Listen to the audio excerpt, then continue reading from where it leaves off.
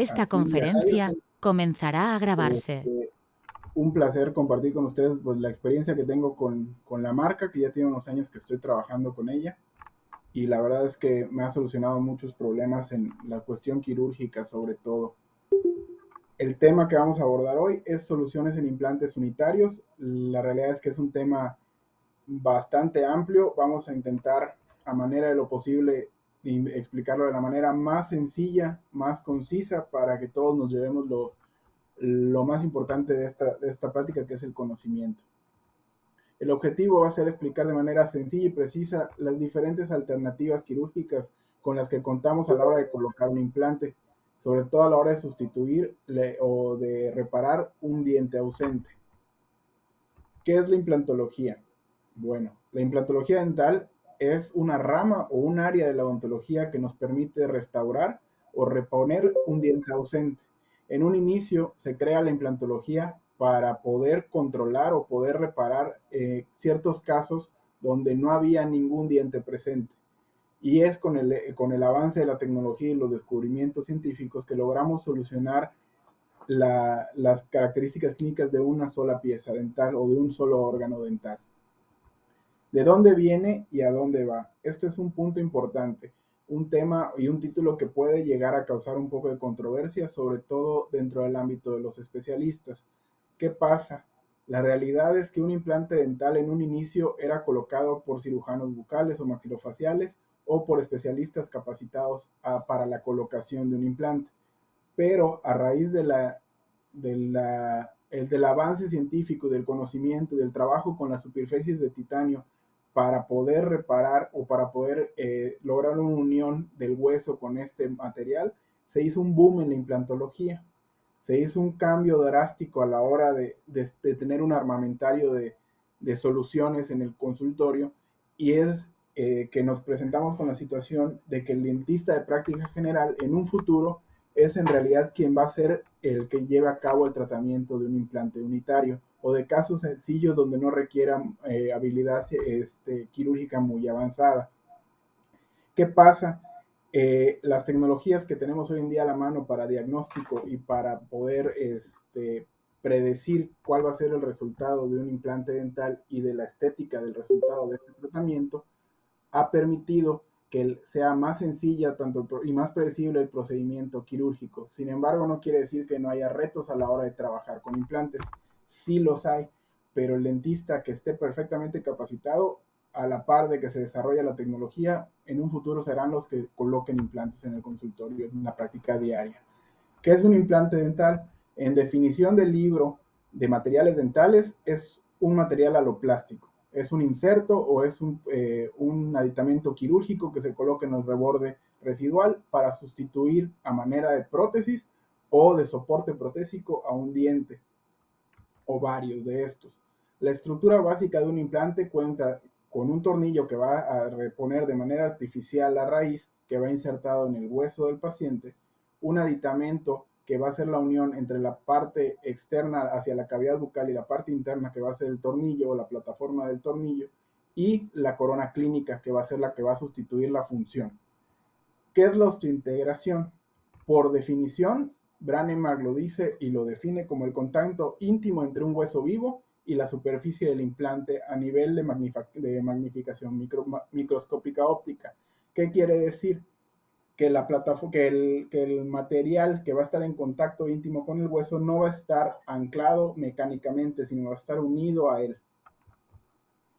Cuando hablamos de situaciones clínicas en implantología nos topamos con varias y normalmente son 7. La sustitución de un implante unitario o de un diente ausente unitario, el edentulismo parcial del maxilar superior, edentulismo parcial del maxilar superior posterior y anterior, edentulismo parcial mandibular, edentulismo parcial anterior y posterior mandibular y el edentulismo total en ambos maxilares.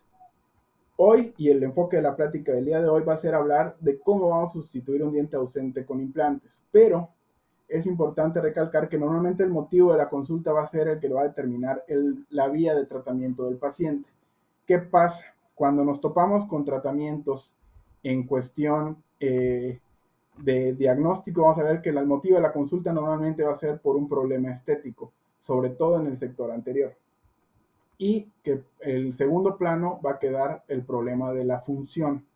Sin embargo, cuando nos tratamos de enfocar en el plan de tratamiento ideal para el paciente, el problema del estético y el problema de la función van de la mano.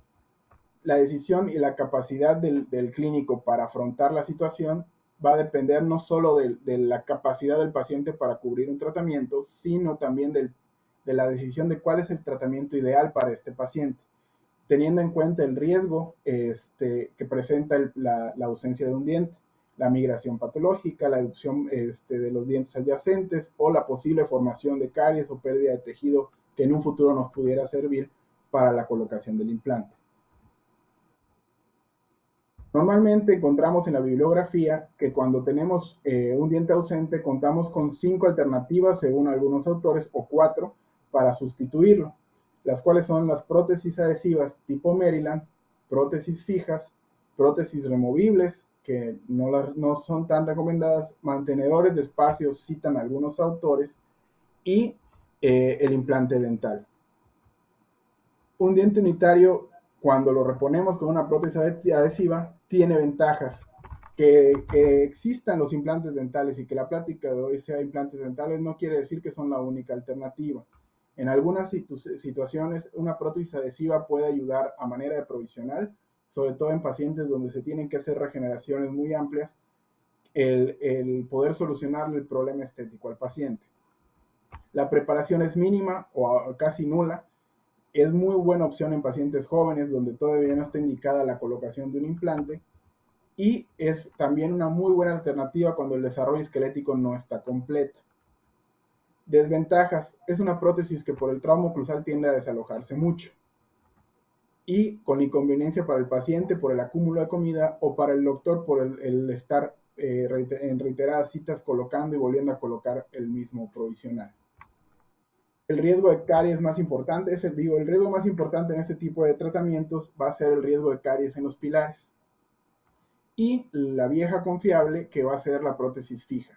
Es un tratamiento que todos dominamos, que el tratamiento es muy común, que en cuestión de tiempo es muy rápida, en cuestión de restauraciones repone la función, repone la estética y repone la capacidad masticatoria del paciente. Tiene muy pocas precauciones que tomar en cuenta a comparación de un implante en cuestión de tejidos, de tejido duro y blando. La supervivencia a largo plazo está probada, es muy predecible, el costo a comparación de un implante todavía es menor, y los pilares, si tienen movilidad, pueden ser ferulizados con esta prótesis. La mayor parte de los tratamientos y el que más apego tiene por parte del paciente es la prótesis fija. Sin embargo, como vamos a ver más adelante, ya no es tan familiarizado el paciente con la prótesis fija, ya no está tan a gusto con el que se le ofrezca un puente fijo de 3 unidades. Tiene muy pocas consecuencias si fracasa un puente. La vida media de las desventajas es que es de 10 a 15 años.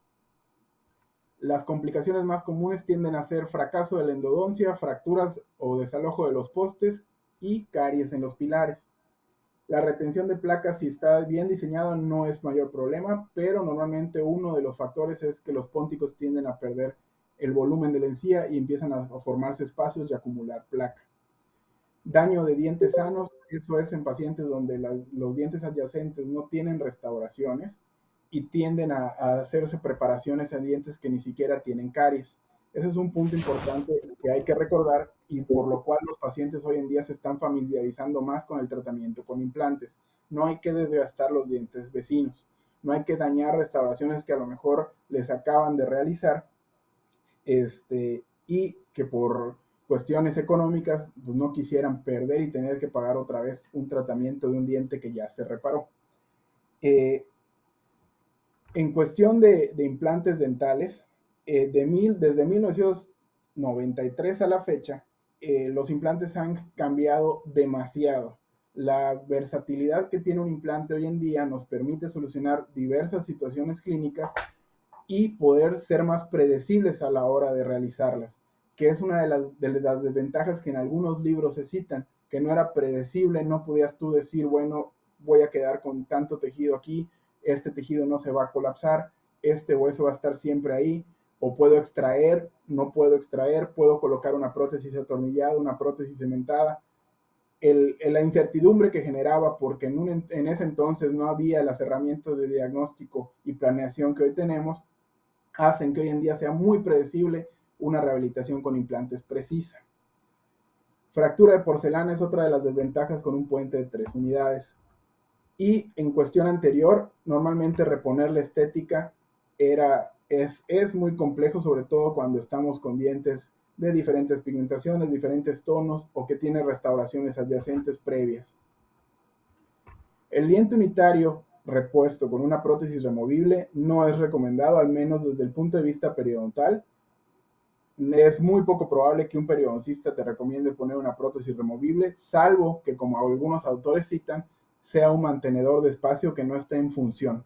Simplemente se ponga por cuestiones estéticas en ciertos momentos y para preservar el espacio para un futuro implante o para una prótesis fija, dependiendo de si el paciente tiene el poder adquisitivo para en ese momento hacer el implante o prefiere retardar un poquito el tratamiento y nada más lo usemos como una alternativa para no perder esas dimensiones.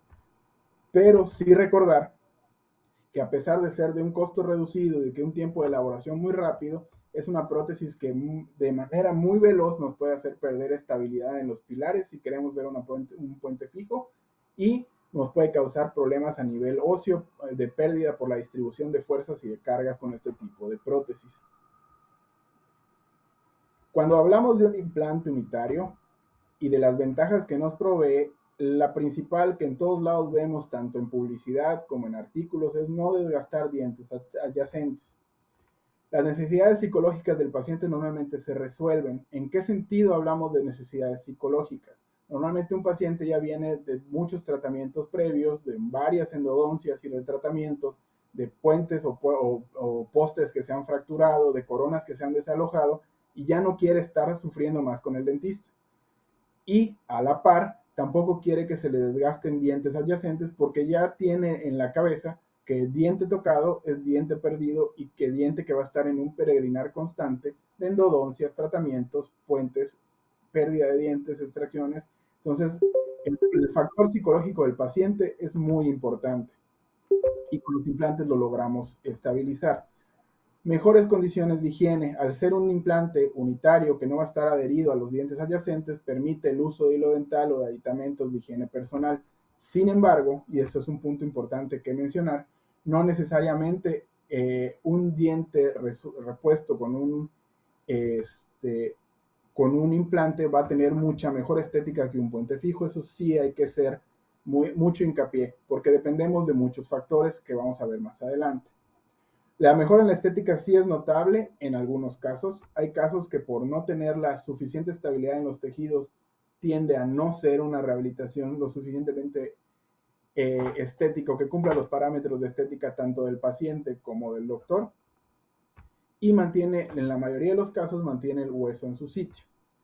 Hay una menor pérdida o un menor porcentaje de pérdida de dientes adyacentes y las contraindicaciones que puede tener de manera no aleatoria, sino unas contraindicaciones de manera absoluta, son la pérdida de hueso o la ausencia de hueso en la zona, la existencia de periodontitis activa o de infecciones agudas en la zona donde queremos colocar el implante.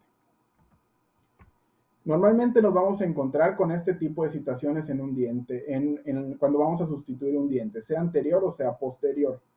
En la situación de un diente posterior, normalmente nos vamos a topar como especialistas o como dentistas que colocamos implantes, que en un molar, cuando nos refieren al paciente, ya no viene con la pieza dental o con los restos radiculares, o viene con ella, pero el diente ya está fracturado, degollado o se encuentra con alguna lesión, tanto a la altura de furca como a la altura de los ápices. En dientes anteriores es muy poco probable que nos llegue un paciente que ya se le extrajo el diente o que ya perdió el diente. Normalmente viene el paciente cuando acaba de tener la fractura, cuando acaba de tener el golpe o cuando acaba de perder la corona de ese diente y viene para que le ayudemos con el problema estético. Entonces es muy difícil que nos toque un paciente en el sector anterior con un alveolo ya cicatrizado después de una extracción. No quiere decir que no pase, pero es muy poco frecuente. Bueno, vamos a pasar a hablar un poquito del diseño del implante y aquí sí quiero hacer mucho hincapié. ¿Por qué? ¿Por qué me decidí yo a trabajar en mi práctica diaria con la marca? Bueno, normalmente en cuestiones periodontales nos vamos a topar con pacientes con muy baja calidad de hueso, con muy poca densidad de hueso en cuestiones apicales, en cuestiones de densidad, con defectos óseos muy grandes debido a la enfermedad periodontal o con secuelas de extracciones que fueron muy traumáticas y se perdieron una, dos, incluso hasta tres paredes de hueso. ¿Qué pasa con esto? Que necesitamos un implante que a la hora de ser colocado nos ayude a seguir la ruta del fresado y no se pierda la ubicación ni se pierda estabilidad en el tejido. ¿Cómo lo logramos? Yo lo encontré con Hyosen en la marca, en la selección del diseño del implante, porque tiene un ápice cortante, tiene una rosca en forma de hélice que va siguiendo mi fresado y me permite, uno, y al que ha puesto implantes le ha pasado y lo pueden comentar, rebota el implante cuando o se mueve a la hora de quererlo insertar. Si estamos haciendo un protocolo post-extracción o un protocolo en una zona con hueso muy suave, muy esponjoso, se tiende a mover o encontramos que el implante lo queremos poner en una angulación, pero no logramos obtener estabilidad primaria porque el hueso es tan suave que el mismo implante empuja ese tejido en vez de tratar de integrarse con él, tiende a empujarlo como si lo estuviera condensando. En cuestiones técnicas, el implante de Hyosin tiene una angulación de 1.5 grados en el TS3, que es en el que les puedo hablar porque es el que he usado clínicamente. La realidad es que el TS4 no lo he usado. Sin embargo, ambos son de un ápice cortante y con una angulación suficiente para lograr una buena estabilidad primaria, que en casos complejos normalmente es lo que necesitamos, porque a veces usamos los implantes como andamio para una regeneración en una colocación simultánea o en un implante post-extracción nos da la estabilidad para lograr colocar un provisional. En cuestiones de superficie, Hyosen tiene una superficie arenada y una superficie grabada en ácido. Es una superficie que nos da una rugosidad óptima de 2.5 a 3 nanómetros y que normalmente por el tipo de superficie nos permite trabajar con protocolos tempranos, sobre todo con protocolos tempranos de carga. A la hora de tomar decisiones, lo ideal es tomarlo basados en evidencia. Les puedo recomendar este artículo que habla de la superficie ácida, grabada ácida. Es un estudio retrospectivo de 8 años, en el 2008, todos los implantes colocados en el hospital donde se hizo este estudio se estudiaron de manera retrospectiva y se seleccionaron dependiendo de la marca y la superficie que utilizaron. Y solo se estudiaron los casos de pacientes que hubieran tenido un implante con superficie grabada ácida. ¿Qué encontraron? Encontraron que de 95 pacientes que se les había colocado estos implantes, solo 5 implantes se habían perdido, de los cuales de esos 5 implantes, 3 se perdieron por motivos protésicos de mala selección del aditamento o motivos de fabricación de laboratorio de la corona, y 2 se perdieron por infecciones tardías o perimplantitis, lo que nos da un porcentaje de 95% de supervivencia de estos implantes. Otro trabajo que encontré, que este es un seguimiento a 7 años de implantes Osten de TS3, es un estudio en 105 pacientes con implantes que llevan a un total de 467 implantes colocados, donde se estudia la superficie del implante y su supervivencia al año, los 3 años y a los 7 años. Y en el estudio como resultado encuentran que en el primer año no hay ninguna pérdida, en una revisión a 3 años encuentran que solo se han perdido 5 implantes y al cabo de los 7 años del estudio retrospectivo encuentran que se perdieron un total de 20 implantes, lo que representa en cuestiones de porcentajes una supervivencia del 94% de estos implantes, por lo cual yo decidí trabajar con ellos. No es un implante, es un implante, perdón, que te permite trabajar en varias situaciones clínicas y que te da la versatilidad de que no necesariamente tienes que estar frente al paciente ideal, sino en cuestión de situaciones adversas puedes lograr una buena estabilidad y no preocuparte de ese porcentaje que depende del tratamiento que tenga la superficie de tu implante. Que sí es importante mencionar que cuando uno hace un diagnóstico y una selección adecuada de su paciente, la realidad es que pasa a segundo plano qué tipo de superficie tenga tu implante. Pero sí viene a ser de muy buena ayuda tener una superficie confiable para la cicatrización en pacientes donde a lo mejor le vas a colocar a un paciente diabético un implante controlado o a un paciente que ha tenido algún tipo de tratamiento o tiene un problema sistémico. Esa ayuda, ese porcentaje de ayuda que te puede dar una buena superficie, lo tiene la marca. Aquí, en cuestión de analógico y digital, sobre todo hablando de cirugía guiada, vamos a platicar un poco por qué yo no estoy de acuerdo con que alguien que está iniciando en la cirugía de implantes inicie con la cirugía guiada. La cirugía guiada es muy bonita, la planeación es un reto, la colocación es muy cómoda, pero tiene sus bemoles, tiene sus complicaciones. Y para alguien que está empezando su ruta o su curva de aprendizaje en implantes, yo no la recomiendo de un inicio. No la recomiendo, ¿por qué? Porque cuando nosotros trabajamos con cirugía guiada tenemos que tener en cuenta parámetros que cuando estamos iniciando no contemplamos. No solo la angulación o la posición en la que voy a colocar el implante, sino que tengo que contemplar la velocidad con la que coloco el implante, el tipo de fresas que voy a utilizar, el tipo de guía que voy a utilizar, el tipo de irrigación que le voy a dar a mi fresa, porque normalmente en cirugía completamente guiada es muy difícil conseguir una buena irrigación a nivel apical o a nivel de fresa dentro del alveolo. Entonces son parámetros que en un inicio, si vamos a trabajar con cirugía guiada en nuestros primeros implantes, nos pueden llevar a algunas pérdidas de implantes por necrosis ósea, por exceso de calentamiento en la fresa, y que digamos, bueno, si lo planeé todo muy bien, si mi implante está diseñado, mi guía está diseñada por computadora, impresa, probada, calibrada, ¿por qué estoy perdiendo implantes? Y básicamente puede ser por eso, porque estamos sobrecalentando el hueso o estamos trabajando con un fresado o con un diseño de guía que no nos permite controlarlo. Entonces, yo les recomiendo y a manera de consejo para quienes van empezando con la implantología es hagan una curva de aprendizaje a mano alzada o cirugías parcialmente guiadas con modo analógico o digital, pero no se vayan de lleno a iniciar con una cirugía completamente guiada. Necesitamos mucha propiocepción en la mano con la pieza para saber si entró el implante al torque que debe de entrar, si el tejido en el que estoy de verdad es hueso, si no hubo alguna confusión a la hora del diseño de la guía y estoy en una estructura atómica donde no debe estar, y eso, si no vemos, si no controlamos y no sabemos la densidad que debo de tener o qué sensibilidad me transmite la pieza de mano, al hacerlo completamente a ciegas es mucho más difícil todavía. Entonces, mi recomendación es esa, inicien a mano alzada, inicien con protocolos parcialmente guiados o con el protocolo convencional analógico para poder guiarse y ir paso a paso en la implantología. Una pregunta que me hacen muchos de mis referidores cuando trabajamos con implantes es, Víctor, ¿cuándo es el momento adecuado para colocar este implante?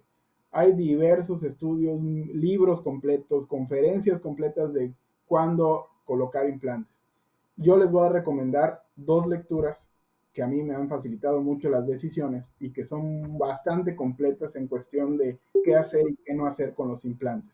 Una es de Daniel Busser y es un artículo que sale en el 2017 donde habla de cuándo colocar un implante anterior post-extracción de manera inmediata, de manera temprana o de manera tardía. Y el otro es un libro de Dennis Tarnold que habla de implantes unitarios, tanto anteriores como posteriores, y que te da muchas soluciones a lo que se pudiera presentar de manera clínica con los implantes. ¿Dónde empieza todo lo de implantes post-extracción? Todo empieza en Chicago con el consenso de 1989. Empiezan a plantearse la posibilidad de sustituir un diente unitario y la posibilidad de realizarlo de manera simultánea a las regeneraciones. ¿Por qué? Porque de repente habían situaciones clínicas en las que el defecto era lo suficientemente estable para poder colocar un implante, pero había pérdida de 2 paredes, de 3 paredes óseas que iban a mantener expuesto el implante. Entonces, inician con esto para poder presentar a futuro el primer ensayo clínico donde presentan las alternativas y las rutas quirúrgicas. ¿Qué pasa? La mayoría era con membranas de tetrafluoretileno expandido o membranas de refuerzo de titanio o mallas de titanio. Y los que hemos trabajado con esas membranas sabemos que en algunas situaciones se presentan perforaciones, infecciones, o hay muchas contraindicaciones o hay muchos efectos adversos a la colocación de estas membranas. Y otra de las situaciones es que requiere de una segunda fase quirúrgica solo para el retiro de la membrana. Y lo que se buscaba hacer era eficientar tiempos y reducir procedimientos quirúrgicos. En el 2003, Daniel Busser y el grupo del ITI presentan la primera alternativa y la que hasta la fecha se ha mantenido como una de las más consolidadas de protocolos de colocación de implantes. Ojo, de colocación, no de carga. Cuando hablamos de colocación, hablamos desde el momento cero o la colocación inmediata después de una extracción, el protocolo temprano pueden haber dos opciones. Temprano de 4 a 8 semanas cuando solo nos concentramos en la cicatrización de tejido blando, o de 12 a 16 semanas cuando nos concentramos tanto en el tejido blando como en el tejido óseo en la porción más apical. Y la colocación tardía, que es después de 6 meses de la extracción del diente. Al desarrollarse los diferentes estudios y los diferentes protocolos, se van dando cuenta de que hay detalles en cuestiones de estética, y es cuando desarrolla el grupo de Tarnold los índices de estética, los índices de el White Aesthetic Score y el Pink Aesthetic Score, que nos van a hablar de la pérdida de papila o la pérdida de altura y de grosor de tejido alrededor de los implantes colocados a la hora de la restauración, para poder prever qué va a suceder con ese paciente o con esa situación clínica a la hora de rehabilitar y qué tan complejo se va a volver, porque normalmente cuando nosotros colocamos un implante post-extracción, a la hora de la cicatrización va a haber una contracción de ese alveolo, lo que conlleva una contracción del tejido blando. Entonces, que podamos nosotros saber que en cada situación clínica tenemos una herramienta que nos permita prever que esa situación de desventaja estética se presente. A raíz de que se empiezan a documentar estos casos y que se empiezan a hacer trabajos de investigación con casos y controles, y se empieza a llegar la tecnología a facilitar el trabajo, aparece el CONVIN, y es cuando empiezan a dar estatutos o cánones que dictan el procedimiento de un implantólogo a la hora de colocar implantes post-extracción.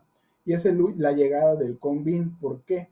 Porque el uso de una tomografía axial computarizada, en cuestión de costos, beneficio para el paciente y cantidad de radiación, era demasiado. Pero al contar con un equipo que nos facilita la toma de estos estudios 3D y que nos facilita que el paciente no reciba tanta radiación y nos pueda bajar el costo del diagnóstico, incrementa el tratamiento, incrementa el número de tratamientos en el consultorio. ¿Y qué pasa con esto? Daniel Busser y el ITI hacen los primeros guidelines o las primeras líneas de trabajo o las primeras recomendaciones para el trabajo con implantes post-extracción. ¿Qué recomendaciones nos dan o qué objetivos plantean con estas guías? Bueno, lo primero es que como objetivo principal de la terapia con implantes en zonas estéticas sea el resultado óptimo y con alta predictibilidad en cuestión de estética, teniendo un bajo riesgo de complicaciones. Y como objetivo secundario, que reduzcamos el número de procedimientos quirúrgicos, sobre todo con colgajo, a lo menor posible o eliminarlos por completo para mejorar el tratamiento del paciente y la cicatrización del paciente.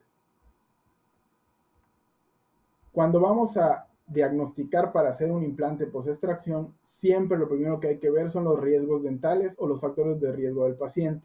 Factores de riesgo médicos, de hábitos, de factores anatómicos locales, presencia o ausencia de lesiones, presencia de la pared vestibular. Normalmente, teniendo de la mano un CONVIN, esto va a ser muy sencillo. Pero cuando nos presentamos en una situación clínica donde no tenemos una herramienta 3D para solucionarlo, podemos valernos del sondeo, de la radiografía periapical o de la calibración ósea, de ser necesario.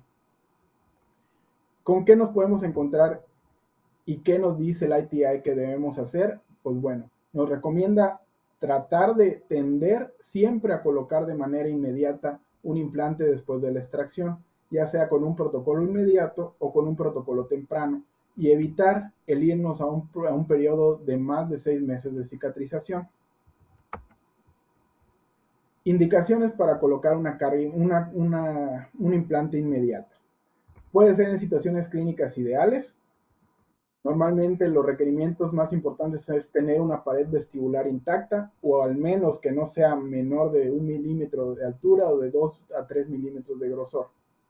En infecciones agudas purulentas se debe de evitar, sobre todo cuando hay presencia de fístulas, y tener el suficiente volumen óseo a nivel apical para garantizar la estabilidad tridimensional del implante.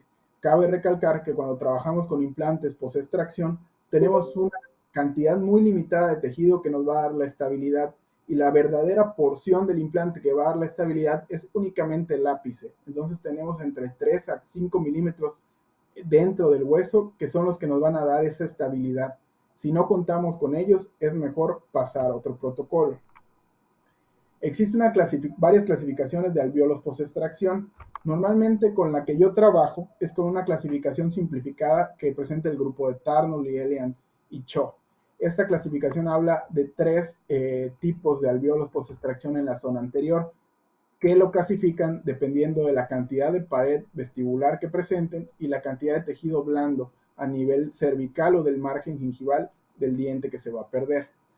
¿Qué nos permite esta clasificación? Pues de manera muy precisa saber si a la hora de colocar mi implante voy a necesitar colocar algún material o algún tejido conectivo o voy a necesitar conformar de manera diferente para no perder esa pared vestibular y que no se me genere una contracción en el tejido y por ende una falla en la estética, en el trabajo o la restauración final. Este caso es de una paciente que lo recuerdo muchísimo porque es una paciente del clásico te lo dije. Tenía 2 coronas en los centrales, ya de mucho tiempo, con unas endodoncias de mucho tiempo también, ya con un cambio en el color de la raíz, y se le había sugerido que fuera pensando qué vamos a hacer con esos dientes. Lo deja pasar y dice, bueno, me voy a esperar, ahí lo vemos, nos vemos en mi siguiente mantenimiento, y antes de su siguiente mantenimiento, pero también antes de la boda de su hija, se le fractura el central. Y nos mete en camisa 11 varas porque ¿qué vamos a hacer? ¿Cómo lo vamos a solucionar?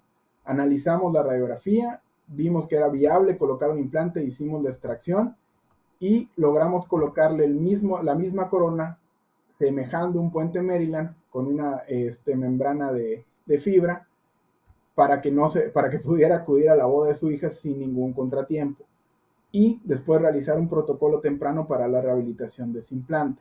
Sin embargo, no es una situación ideal.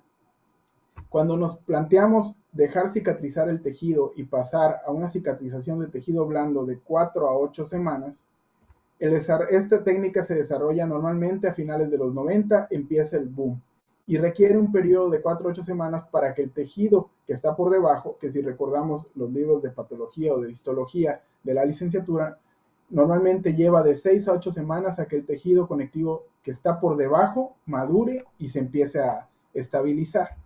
Por eso el que se deje de 4 a 8 semanas. Lo único que necesitamos lograr es una cicatrización del tejido blando. ¿Tiene ventajas? Sí, más ventajas que desventajas, sobre todo que nos permite ganar de 3 a 5 milímetros de tejido queratinizado extra a la hora de hacer el colgajo. Y reabsorbe el hueso fasciculado durante la fase inicial de la cicatrización, permitiéndonos colocar en un hueso de mejor calidad el implante. Normalmente y en la experiencia se tiende a perder la pared vestibular, tanto en dientes anteriores como en dientes posteriores. Y si hubo alguna infección aguda o alguna falla en la endodoncia o alguna lesión periapical muy amplia, permite que a la hora de la cicatrización nosotros contemos de la colocación del implante, contemos con una menor carga bacteriana y con un tejido de mejor calidad en el ápice o en la parte más basal donde vamos a colocar nuestro implante. Este ejemplo es de un paciente que tuvimos donde venía el paciente con una fractura a nivel de la furca, una lesión ósea inestable, muy poco hueso bueno para la estabilidad del implante y decidimos hacer un protocolo temprano de 4 semanas. Esta es la imagen de la paciente a las 4 semanas después de la extracción. No usamos ningún tipo de biomaterial, no usamos ningún tipo de sutura, no se hizo ningún tipo de preservación, solo se hizo la extracción y se dejó al paciente esperar la cicatrización. Uno de los retos más importantes para este tipo de situaciones clínicas donde vamos a dejar cicatrizar de 4 a 8 semanas el tejido es la elevación del colgajo. ¿Por qué? Porque abajo hay un tejido que ciertamente ya está madurando, pero no es lo completamente estable para permitir un desplazamiento sencillo de ese tejido. Se vuelve un tejido gomoso, inestable, que nos va a limitar en cuanto a la fuerza que podemos utilizar para elevarlo sin dañar el colgajo o perforarlo. Entonces tiene que ser un procedimiento muy preciso en la elevación de este colgajo para no generar después un problema estético en el paciente o que el colgajo cicatrice de una manera que no sea tan agradable al ojo a la hora de rehabilitarlo. Hicimos esta cirugía con una guía parcialmente restrictiva y con una guía nada más para la fresa inicial. Se fresa, normalmente yo recomiendo en este tipo de casos fresar hasta una fresa antes, subfresar. ¿Por qué? Porque aprovechamos la estabilidad que nos genera el diseño del implante y nos permite colocar con muy buena estabilidad un implante que posiblemente pueda provisionalizarse. Ya dejamos pasar 4 semanas. Si dejamos pasar más tiempo, se extiende el tiempo total de tratamiento del implante y el paciente empieza a perder el interés con el tratamiento. Estas fotos son cortesía del doctor Víctor Sosa, protecista con el que trabajo desde hace tiempo, y me manda estas fotos y las coloco. ¿Por qué? Porque hace falta hacer mucho hincapié en qué pasa después de la colocación del implante. No es nada más colocar una corona por colocar. Sí, con el protocolo temprano perdimos un poco de densidad queratinizada a nivel vestibular. Sin embargo, hay la suficiente para mantener la higiene y para que el paciente no tenga molestias. Pero parte importante es que en este caso el doctor pide un póntico ovoide y le mandan un póntico de silla de montar. Entonces él tiene que conformar el tejido y darle la anatomía con resina fluida para hacer un póntico y después mandar esa misma corona a ajustar y a receramizar y a corregirle las cúspides. Un punto importante, digo, yo soy quirúrgico, no protésico, pero en cuestiones de fallas de implantes, la prótesis tiene mucho que ver. Si hay un tipo de fuerza que los implantes no toleran, son las fuerzas laterales. Y si dejamos cúspides muy marcadas, lo más probable es que, independientemente de la pérdida ósea que se genera alrededor del aditamento, que es normal, ese cráter anatómico que se forma alrededor de un implante, tendamos a tener más problemas o más pérdida ósea debido a las cúspides muy marcadas o a las cúspides muy altas en nuestras coronas. La indicación principal para cicatrización de hueso a 12 a 16 semanas o un protocolo temprano a 12 semanas es que el paciente presente en cuestión tridimensional una pérdida muy amplia a nivel apical, lo que nos llevaría a un protocolo temprano o un protocolo tardío, y donde deberíamos llevarnos de la mano, ahí sí, de una regeneración antes de la colocación del implante. Esta foto es el ejemplo perfecto en el sector anterior y con lo que normalmente nos encontramos, un diente que se extrae con endodoncia, con lesiones periapicales crónicas o agudas que nos hacen tener en el ápice de 1 a 2 milímetros nada más de tejido sano, donde no podemos colocar prácticamente nada y donde es recomendable mejor recurrir a la regeneración ósea o a la preservación del alveolo para después colocarlo. La indicación de implantes tardíos normalmente tiene dos indicaciones absolutas o contraindicaciones absolutas: que el paciente sea joven y no sea candidato todavía a recibir un implante, o durante el embarazo en una situación clínica donde todavía no sea práctico o viable hacer una cirugía en la paciente. Razones específicas para el uso: la pérdida muy amplia, los dientes anquilosados, porque normalmente para extraerlos vamos a tener que retirar mucha cantidad de tejido, y las lesiones quísticas muy amplias. Ahora, cuando trabajamos con preservación de alveolo o queremos seleccionar lo ideal, la realidad es que hoy en día ya sabemos que lo ideal es lo que costo, riesgo, beneficio sea lo mejor para mi paciente. En este artículo de la izquierda, de Mario Meloni, presentan las alternativas más comunes de preservación de alveolo y hacen un estudio en varios pacientes, en un estudio de casos y controles, donde presentan dos principales alternativas.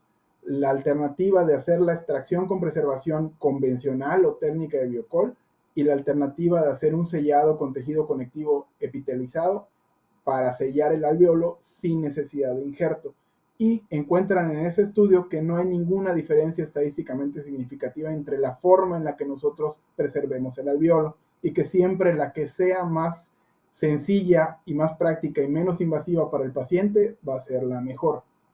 Y en el artículo de la derecha presentan una clasificación para reparar o las técnicas con las que podemos reparar un alveolo dependiendo de la clasificación de alveolos post-extracción y nos da varias alternativas viables y sobre todo predecibles de cómo preservar alveolos para la ulterior colocación de un implante en esa zona. Normalmente nos vamos por la técnica más común, que es la técnica de Biocol. En este caso, es un paciente joven de 32 años que acude a consulta con una restauración fracturada. Cuando revisamos la radiografía y revisamos clínicamente al paciente, vemos que era un diente multiradicular y que esa lesión ya había llegado o esa fractura ya había llegado a la furca del diente. Hicimos la extracción con elevadores delgados de 2 milímetros, muy despacio, haciendo la luxación de ese diente para no dañar ni el alveolo ni dañar el tejido blando y preservar de la mejor manera las estructuras de la papila para obtener un resultado estético. A pesar de que no se vaya a hacer una colocación inmediata del implante, pero sí conservar de mejor manera el tejido blando para una posterior rehabilitación. Nos fuimos por una técnica con un tejido epitelial, con la toma de un tejido conectivo epitelizado o con un libre, que vamos a dosar o a darle la forma del alveolo del diente y a suturarlo en esa posición. Ventajas y desventajas. Si tienes un sitio doble, un doble sitio quirúrgico, que la realidad es que para el paciente no es lo más adecuado, pero podemos optar por otras técnicas que también son predecibles, como el uso de esponjas de colágeno o la técnica de Biocol. En este caso obtuvimos un muy buen resultado estético. Esta es la foto a los 8 días de cicatrización del paciente. Podemos ver el tejido conectivo que colocamos rosa, las papilas en su lugar, como si estuviéramos trabajando con un póntico ovoide. Y la realidad es que no, solo se hizo la extracción, se selló y se dejó cicatrizar. Y esta es la foto de las papilas y de la zona a los 15 días. La realidad es que es muy predecible, no es tan invasivo como pareciera el tener dos zonas quirúrgicas, pero como lo dice el artículo y lo comprueba, la mejor alternativa es la que sea la menos invasiva para el paciente y que sea la más predecible y menos dañina para el tejido. Ahora, este otro caso, cuando hablamos de preparar el lecho quirúrgico para un implante, no solo nos referimos en cuestión periodontal al tejido duro, a veces también necesitamos aumentar el tejido blando. Este caso es una paciente de 16 años que me refiere el ortodoncista para rehabilitarle el implante. Al revisarla, al verla clínicamente, vemos que ese implante está ocluyendo con el antagonista y pues no es rehabilitable, no hay espacio suficiente para rehabilitarla, la posición no es la adecuada y no tenemos un buen tejido queratinizado ni un tejido sano alrededor de ese implante, por lo que decidimos extraerlo. Se extrae ese implante y decidimos hacer una técnica de un tejido conectivo pediculado con un rotado de paladar para aumentar la calidad del tejido queratinizado en la parte vestibular del paciente y esperar a que cumpla la edad adecuada para poder colocar un implante.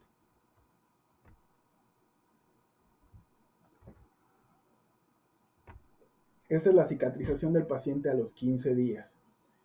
¿Qué pasa? No necesariamente por tener el espacio tenemos que colocar un implante. En mi experiencia corta, pero considero que he tenido varios casos que considero complejos, les puedo decir que mientras más factores le agregues al procedimiento o menos tomes en cuenta las condiciones del paciente, peor va a ir en cuestión de resultados tanto estéticos como funcionales. Porque en este caso la función estaba completamente perdida, no hay forma de reponer la función lo está reponiendo, pero la misma plataforma del implante porque es la que está en oclusión con los dientes adyacentes. Pero en este caso no está indicada la colocación, primero que nada por la edad del paciente, porque era muy joven, porque perdió el diente por un trauma y porque iba a ser sometido a un tratamiento de ortodoncia. Si va a ser sometido el paciente a un tratamiento de ortodoncia, es mejor esperar y después colocar el implante. Se vuelve más predecible el resultado estético, se puede conformar durante el tratamiento de ortodoncia los tejidos blandos. Hay muchas alternativas que pueden funcionar, pero irnos de lleno en un paciente muy joven a colocar un implante no es una alternativa. Cuando hablamos de regeneración ósea o de reconstrucción de rebordes, también trabajamos con el tejido duro. Normalmente en pacientes que sufrieron extracciones muy traumáticas o perdieron parte del tejido óseo por infecciones muy severas y profundas, o que durante el proceso de cicatrización se contrajo de tal forma el tejido que nos deja una estructura o una arquitectura del tejido óseo muy desfavorable, lo ideal es regenerar previo e irnos a un protocolo convencional de 6 meses de espera para la colocación de implantes.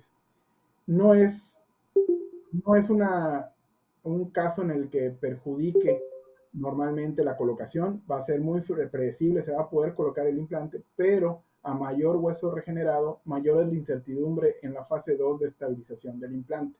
Normalmente, en mi experiencia, es cuando más problemas he tenido. Me voy a la segura, coloco mi implante, y cuando quiero empezar a la fase 2 y descubrir mi implante, me encuentro con que mi implante no se integró. Depende mucho de qué material seleccionemos para la regeneración, depende mucho del tipo de paciente que nosotros escojamos para esa regeneración y qué materiales utilicemos. Otro caso con el que nos podemos presentar tanto para un diente unitario como para 2 o 3 implantes en el sector posterior es la necesidad de una elevación de seno. Normalmente cuando hacemos elevaciones de seno tiende a ser un proceso un poquito más delicado en cuestión de cuidados durante la cirugía, pero tiende a tener más complicaciones, pero no necesariamente es la primera alternativa. A veces podemos optar por una regeneración o un aumento de reborde antes de pensar en la elevación de seno. En este caso, teníamos una paciente con premolares fracturados, con restos radiculares de la extracción de un primer molar, y la altura y el grosor no eran el adecuado ni siquiera para realizar la regeneración ósea sola. Entonces sí optamos por hacer una elevación de seno maxilar. Cuando hacemos la elevación de seno maxilar, normalmente combinamos, tratamos de combinar la técnica y hacerla simultánea a la colocación de implantes. ¿Por qué? Por la reducción de tiempos. Normalmente un paciente, al menos en mi práctica, normalmente me espero de 6 a 8 meses para poder colocar el implante si no lo coloqué durante la elevación de seno, o si logré una estabilidad primaria y pude colocar un implante simultáneo a la elevación de seno, me espero de 3 a 6 meses para poder pasar a la parte de la rehabilitación. Entonces, en cuestión de tiempos, cuando nosotros vamos a ir por una elevación de seno, se extiende el tratamiento mucho tiempo, casi llegamos al año y medio para poder rehabilitar un implante. Entonces, normalmente lo que usamos es membranas de colágeno, injerto particulado, y si se puede colocar el implante, se coloca. Si no, no. La bibliografía nos refiere que la alternativa más viable, la alternativa más eficiente y la alternativa menos riesgosa para el paciente es optar por una elevación transcrestal. ¿De qué va a depender la elevación transcrestal o la lateral? De la cantidad de hueso presente tanto en grosor como en altura y de la calidad de ese hueso. Porque podemos tener nosotros 5 milímetros de altura, pero con un hueso tipo 2, tipo 3, y podemos colocar un implante con buena estabilidad. Pero a la hora de presentarse un hueso de buena altura de 5 o 6 milímetros, incluso 7, pero no tener una buena calidad ósea, no vamos a obtener una buena estabilidad y es mejor optar por regenerar y luego colocar el implante. En esta tabla nos resumen más o menos las alternativas a la hora de la colocación y de decidir qué tipo de vía vamos a tomar, sobre todo con la técnica transalveolar o transcrestal, y podemos ver el tiempo que debemos respetar. ¿Qué pasa? Lo complejo de colocar un implante cuando hacemos una elevación es que la complicación más común es cuando hacemos en un protocolo tardío, es que intentamos colocar el implante y a la hora de colocar el implante se nos puede desprender el bloque de hueso que colocamos si este no se integró de manera correcta. Entonces, es importante respetar los tiempos porque no por querernos acelerar o por querer llevar un tratamiento más rápido vamos a solucionarlo en ese tiempo. O no necesariamente vamos a lograr reducir los tiempos si lo colocamos de manera simultánea. ¿Qué es lo que qué es lo que tenemos que tomar en cuenta para decidir qué va a ser lo más predecible? ¿Con qué va a ser lo que puedo garantizarle a mi paciente que en el primer momento que yo ponga un bisturí y empiece a elevar un colgajo, yo voy a poder terminar el tratamiento en tiempo y forma y con las menos intervenciones posibles?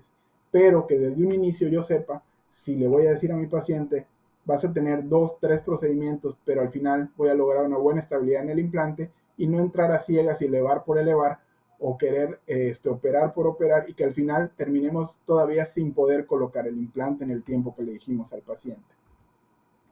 Cuando hablamos de ventana lateral, este esquema se reduce, pero se complica un poco en el sentido de que las contraindicaciones o las posibles reacciones adversas del cuerpo a esta cirugía son mayores. Hay más riesgo de infección, hay más riesgo de una sinusitis, hay más riesgo de perforar membranas.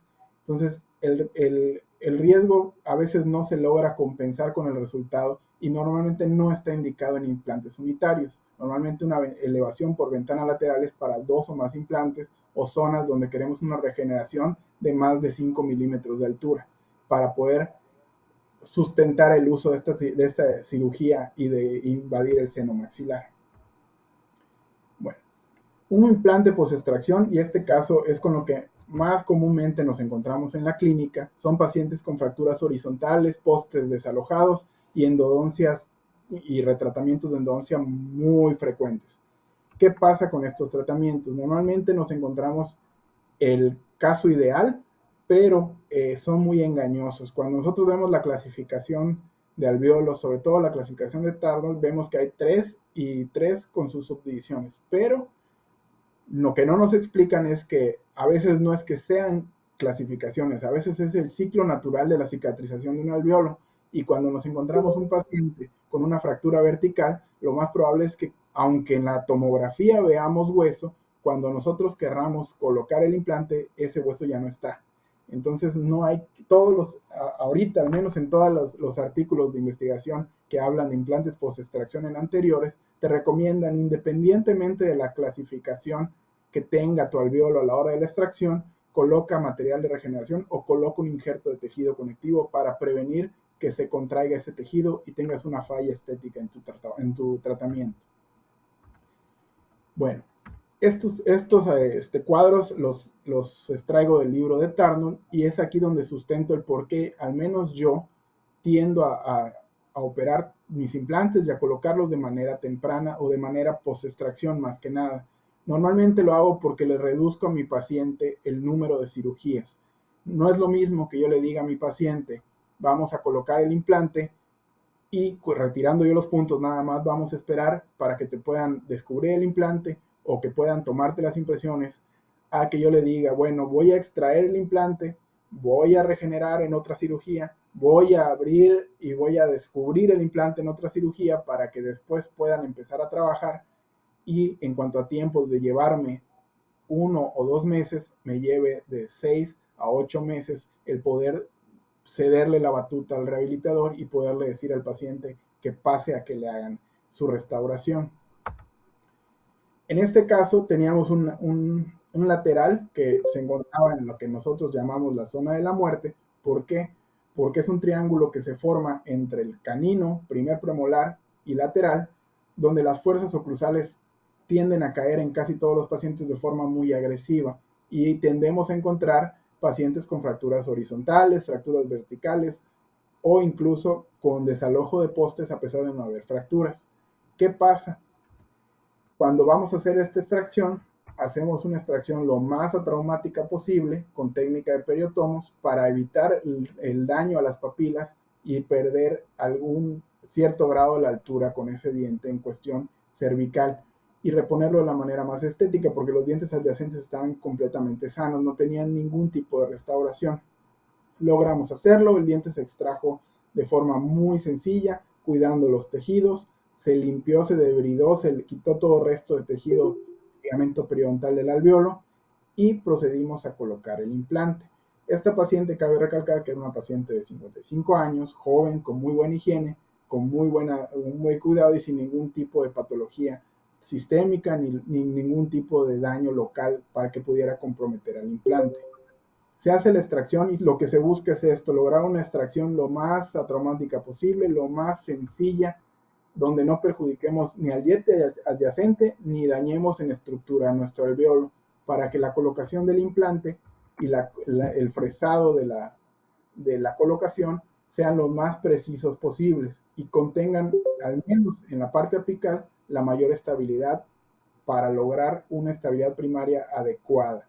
Siempre que trabajo implantes post-extracción, me preguntan mis referidores cuánto es lo que normalmente crees que podamos obtener de estabilidad, y la realidad es que con la marca he logrado obtener estabilidades primarias de 40 newtons en el torque inicial, incluso un poquito más.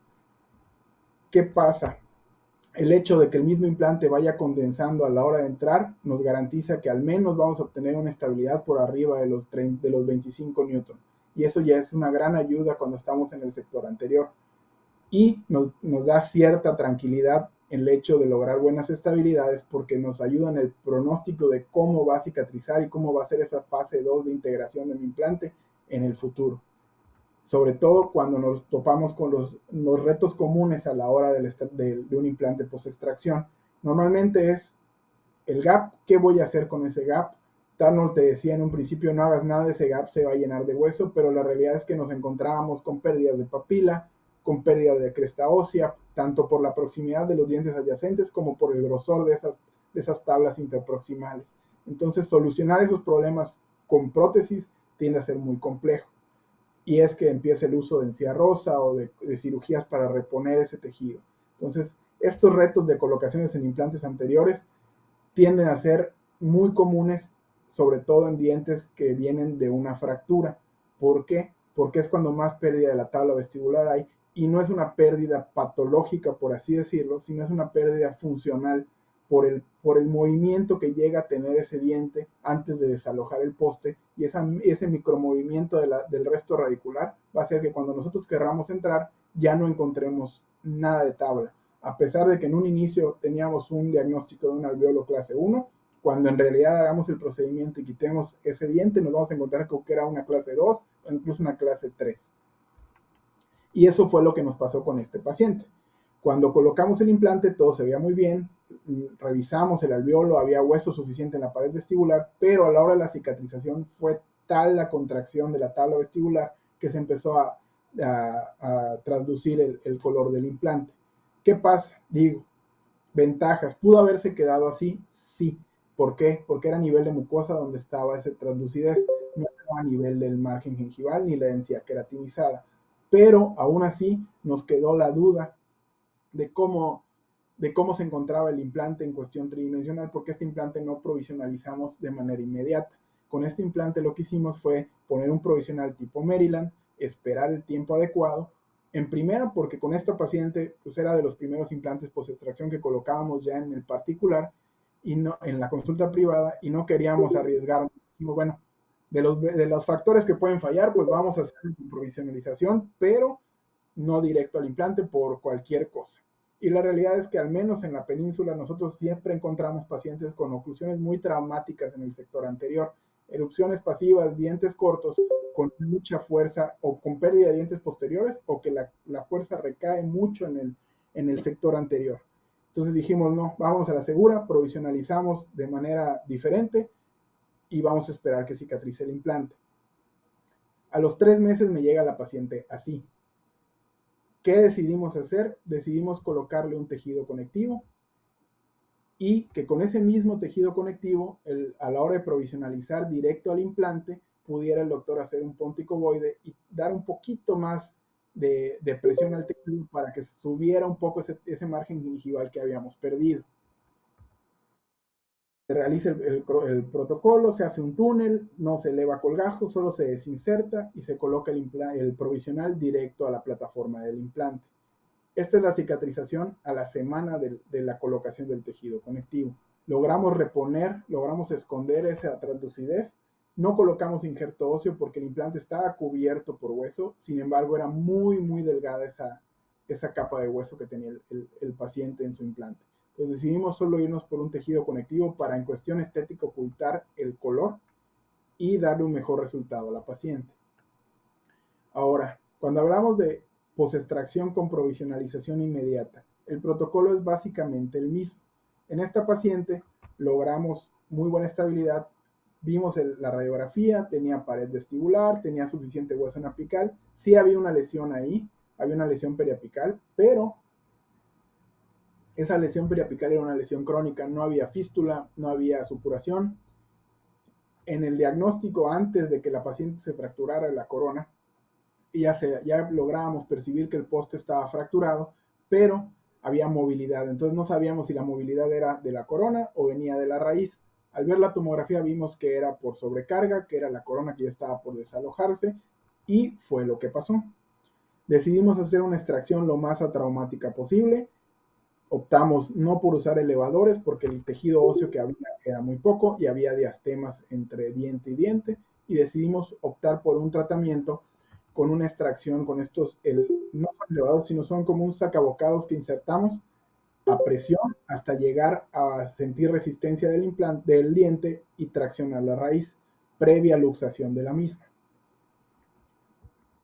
¿Qué hicimos? Fresamos de manera convencional las tres fresas, la inicial, la de 2 y la de 3 milímetros, y colocamos un implante de 10 milímetros. Obtuvimos una estabilidad de 40 newtons. ¿Qué decidimos hacer? Bueno, como la paciente tenía un compromiso social y nos pidió que por favor no la dejáramos sin dientes, decidimos colocarle un provisional inmediato. Ahora, ¿qué aditamento utilicé? No utilicé el provisional temporal convencional, utilicé primero que nada porque era lo que tenía a la mano en ese momento, para solucionarle el problema a la paciente, utilizamos un calcinable de Hyosung, un NP. Ventajas y desventajas. Ventajas. Bueno, es un aditamento que tiene una base que va a ser de metal, pero la estructura es de plástico y esa es muy fácil que se rompa. Como es un diente anterior y la paciente no tenía dientes posteriores, hicimos el provisional dejándolo sin cargas oclusales, pero como todos nos ha pasado, le das una indicación al paciente y lo menos que hace es seguirlas. Para evitar que llegara a morder algo muy duro y que pudiera perjudicar la estabilidad del implante, decidí ponerle el provisional con el calcinable para que en dado caso que muerda algo, se fracture la unión del plástico del calcinable con la base y no sufra ningún estrés el implante, ni la posición, ni la estabilidad primaria de ese implante. ¿Cómo lo hicimos? Lo hicimos con resina fluida y con resina normal. Detallamos el implante, recontorneamos la anatomía del alveolo y lo dejamos fuera por completo de oclusión. La realidad es que estos casos son muy arriesgados porque normalmente en pacientes que no tienen la contención posterior va a haber trauma sobre el implante, aunque nosotros lo querramos dejar sin ninguna oclusión. Va a buscar la forma el paciente porque está habituado a comer con los dientes anteriores, va a morder, de una u otra forma va a morder con el implante. Y es lo que en ocasiones puede llevar a la pérdida prematura de un implante, la colocación anticipada de cargas. Ahora vamos al sector posterior. En cuestión de implantes post-extracción, normalmente en cuestiones de molares vamos a encontrarnos este tipo de situaciones. Dientes con retinas muy reblandecidas, con endodoncias fracasadas ya, con dientes que llevan más de 7 años, 10 años con una endodoncia, que llevan 2, 3 colocaciones de coronas diferentes, 2, 3 colocaciones de post, de fibra, de metal, repreparaciones, recementaciones, y tenemos que cuidar los tejidos y prever que a la hora de la colocación del implante no vayamos a tener una pérdida del implante prematura por no haber diagnosticado a qué diente sí le estoy colocando el implante.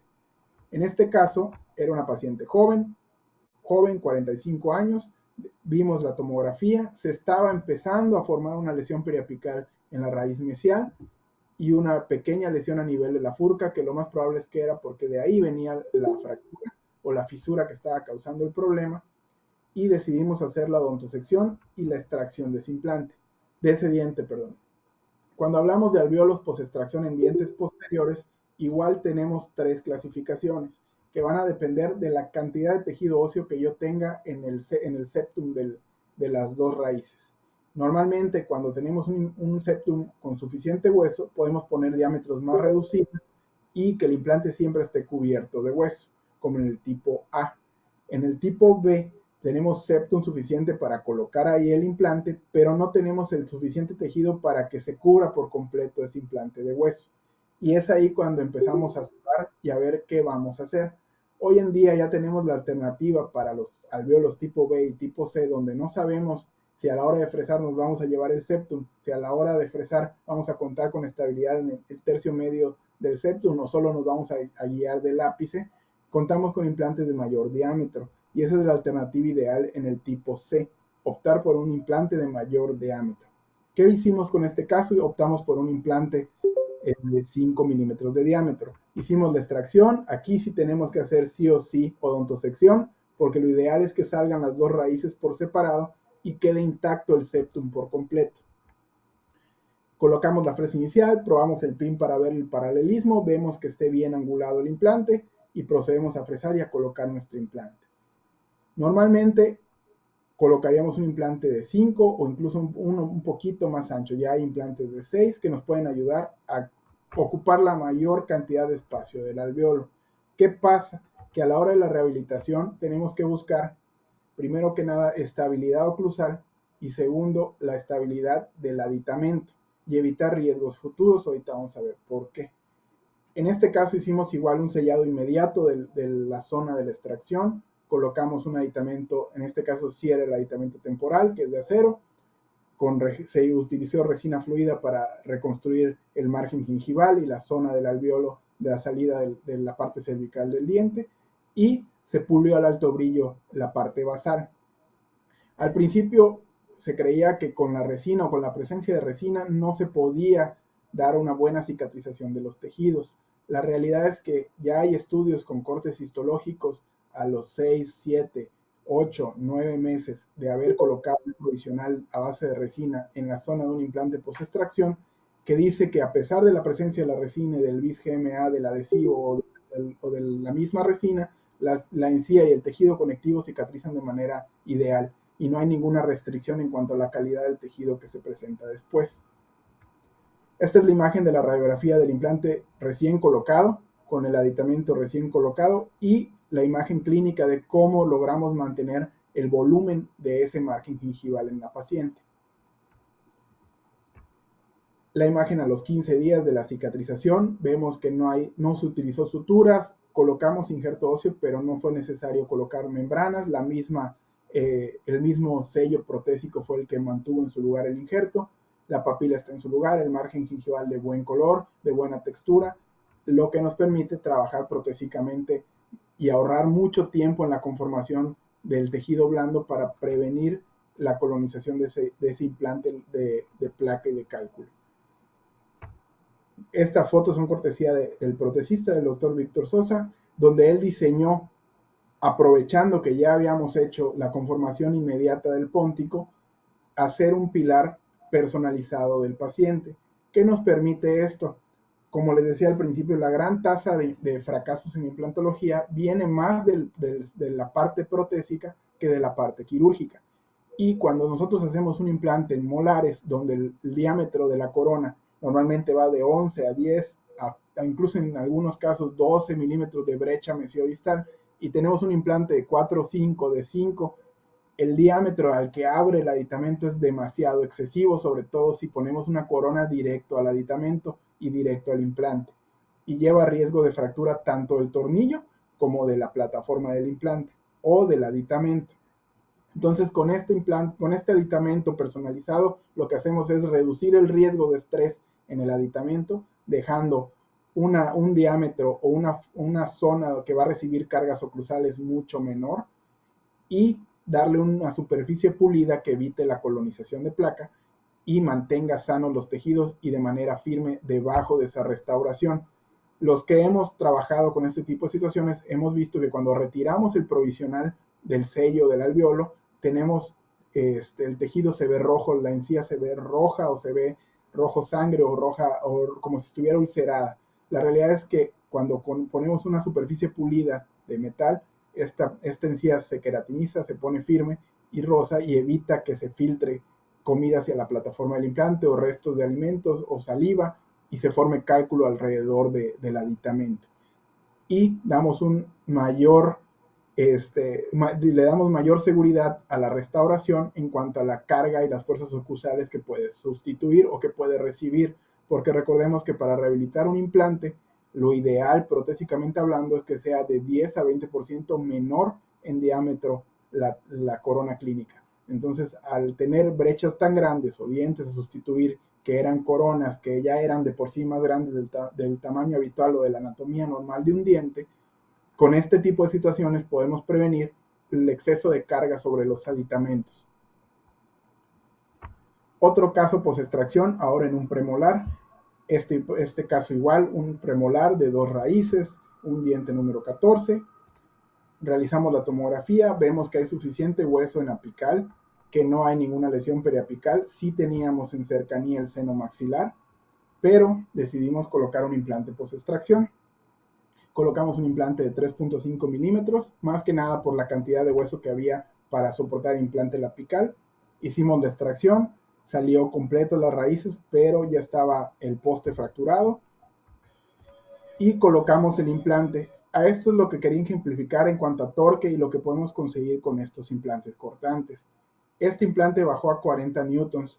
El motor que utilizamos para colocarlo calibra y te para la fresa al llegar a esos 40 newtons.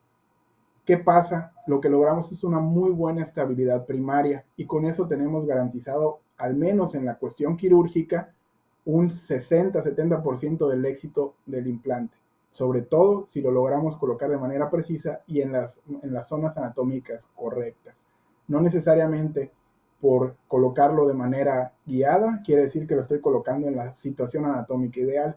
A veces hay que movernos un poco, como en este caso, que lo ideal era que yo lo colocara en el septum de las 2 raíces, pero por cuestiones de que la tabla vestibular era muy delgada, decidimos colocarlo un poco más hacia palatino y que en cuestión de anatomía del maxilar, después de la curva del canino, tiende a haber un colapso natural en la zona del primer premolar y por eso decidí cargarme hacia la raíz palatina del primer premolar y logramos obtener una muy buena estabilidad primaria, por lo cual decidí colocar igual el sello en el tejido blando. Aquí sí tuve que colocar un punto de sutura en la papila por cuestiones de que la extracción se empezó a complicar porque estaba muy deteriorada ya la raíz del diente, pero obtuvimos una muy buena estabilidad, el implante cubierto 100% por tejido de la paciente sin necesidad de injertos y pudimos preservar la altura gingival con un sello hecho a la medida del paciente, con un hearing diseñado a la medida del paciente. Conclusiones. Tenemos una posibilidad de escoger diferentes opciones de tratamiento siempre, sea para la zona estética anterior o para la zona posterior. Sin embargo, siempre hay que tener en cuenta la estabilidad a largo plazo de la estética, es lo más importante. Basados en la biología, ¿qué ocurre con el alveolo? Podemos seleccionar cuál va a ser nuestra ruta clínica a tomar y cuidar cada una de las recomendaciones que ella tiene. Los implantes inmediatos son indicados cuando tenemos todas las características ideales y de preferencia realizarlo con cirugía sin colgajo, siempre y cuando sea oportuno hacerlas. Los implantes tardíos solo son usados cuando son necesarios y son la opción más segura para el quirúrgico, pero no la menos atractiva para el paciente y para el protesista. La colocación temprana de 4 a 8 semanas es la elección cuando la pared vestibular está dañada y las demás consideraciones están presentes. ¿Qué quiere decir esto? Que cuando todas las estructuras están sanas, pero no tenemos esa pared vestibular, vamos a compensar un poco la pérdida que vamos a tener, ganando unos cuantos milímetros de más en tejido queratinizado, y ahí es cuando vale la pena recurrir a esta técnica. Se pueden emplear injertos tanto autólogos, aloinjerto, combinación de tejidos conectivos para mejorar el contorno de la zona y se puede compensar la pérdida de la pared vestibular en cualquiera de las situaciones clínicas.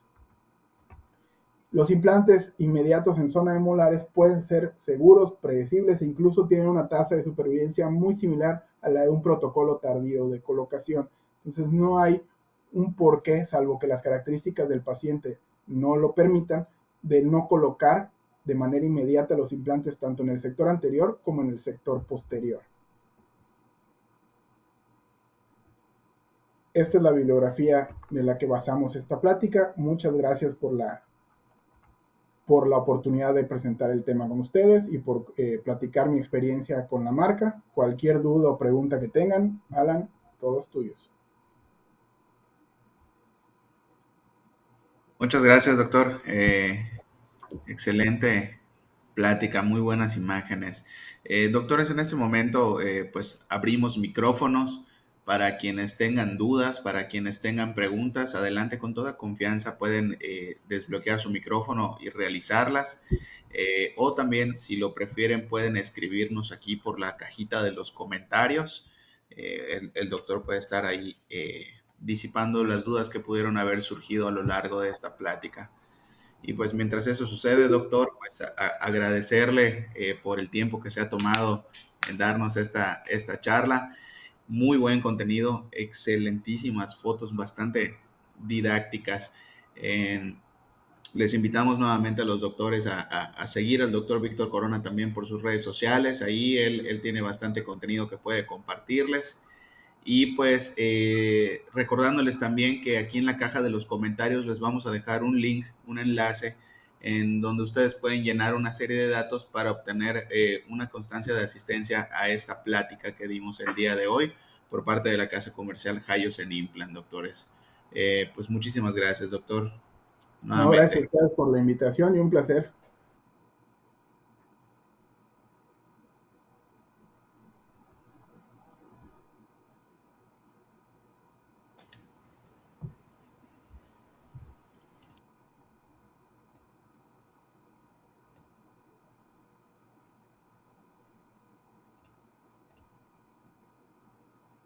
Aquí hay una pregunta, doctor, del doctor Heiler.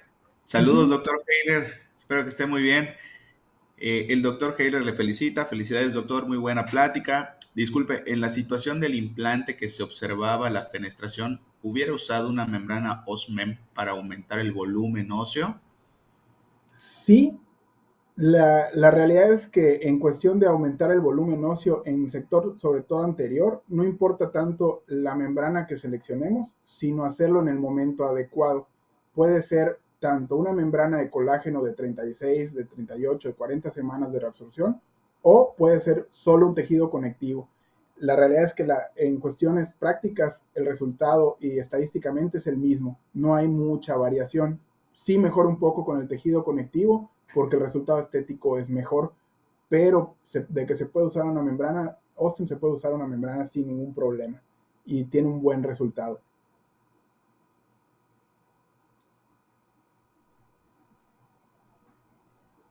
Muchas gracias, doctor.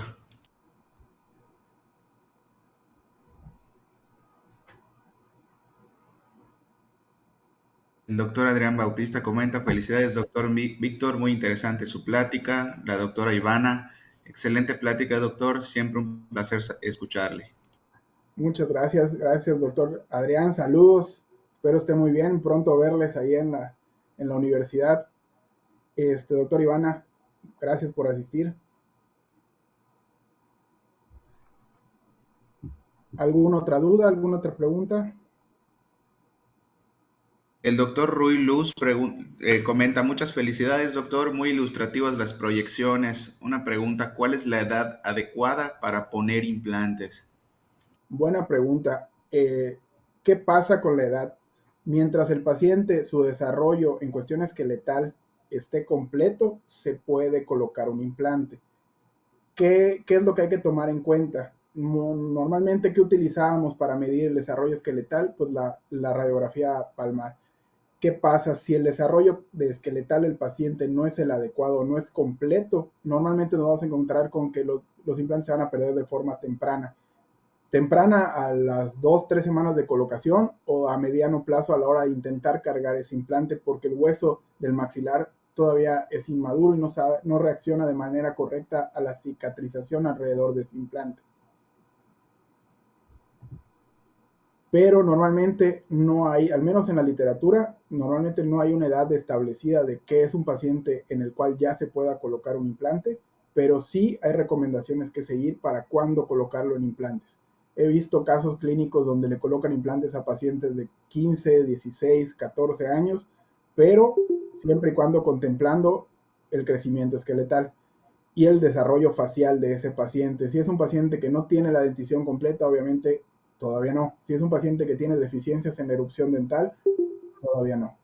Pero si es un paciente que ya está completo su desarrollo y que ya está en cuestión de función y desarrollo facial y esqueletal completo, puede colocarse un implante a partir de los 16, 17 años sin ningún problema. A ver. Doctor Leonardo dice, parece que hay otra pregunta, vamos a ver. Ok. Me pregunta el doctor Leonardo que cuál es la alternativa que manejo en implantes post-extracción con dientes que tienen alguna lesión periapical.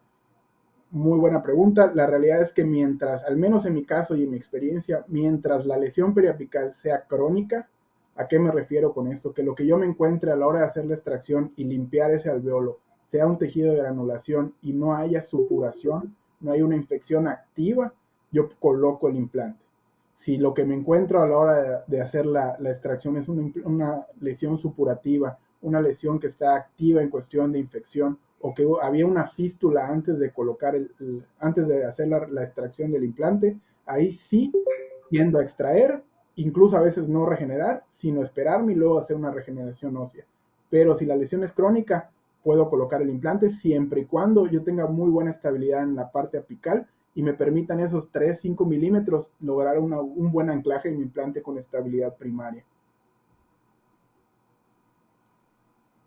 Veamos. Y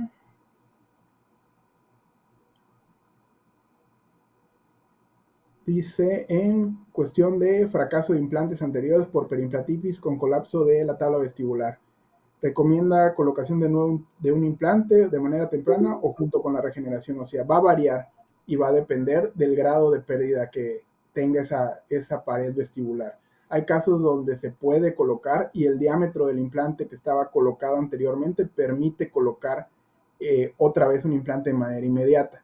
Hay situaciones donde el mismo lecho quirúrgico de la extracción del implante anterior no van a permitir la colocación tridimensional de un implante nuevo. Ahí sí es recomendable esperar y regenerar la zona y después colocar el implante. Pero si la parte apical o la parte más basal de donde vamos a colocar el implante nuevo está sana, sí se puede colocar, pero la recomendación es si ya se generó un daño a zona apical, si no utilizamos los instrumentos adecuados para extraer el implante y generamos nosotros ese daño en la cortical o en la zona apical del hueso, ahí sí mejor regenerar y luego hacer la colocación.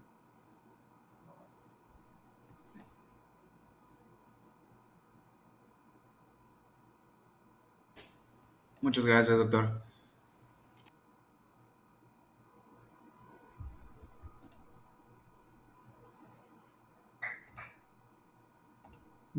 Creo que ya fueron todas las preguntas.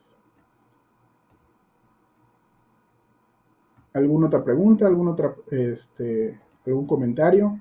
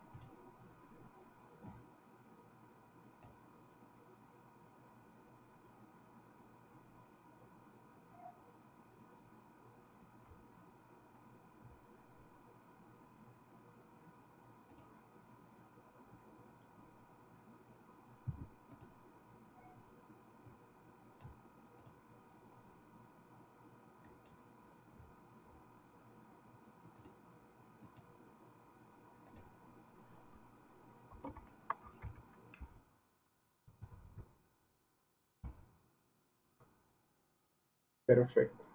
Pues bueno, muchas gracias. Si no hay ninguna otra pregunta, pues mi parte fue todo por esta plática. Gracias por la atención y por haber entrado a la conferencia. Muchas gracias, doctor. Le despedimos de mi parte de Hayosen. Mi compañero no se tuvo problemas ahorita con la plataforma, doc, pero muchas gracias. No, por nada, al contrario. Muchas gracias.